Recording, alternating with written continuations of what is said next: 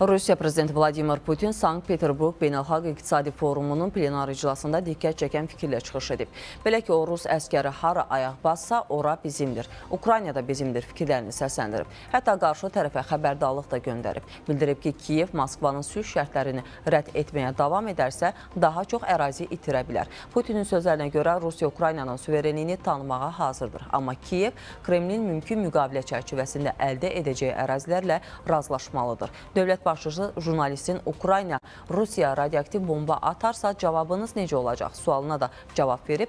Bunun Kiyevin son səhvi olacağını deyib. Kreml rəhbəri Rusiyanın Sumi bölgəsində bufer zonanı genişləndirəcəyini də vurğulayıb.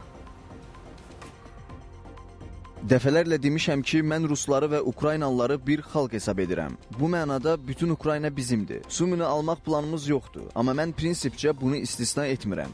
Biz bunu niyə edirik? Çünki onlar bizə təhdid yaradır. Ukrayna sərhəd rayonlarını davamlı olaraq atəşə tutur. Bu onların tamamilə əsassız hərəkətlərinin nəticəsidir. Bizim nüvə doktrinamız, sağlam düşüncəmiz, addımlarımız, hərəkətlərimiz həmişə göstərir ki, Rusiyaya yönələn istənilən təhdidə cavab veririk.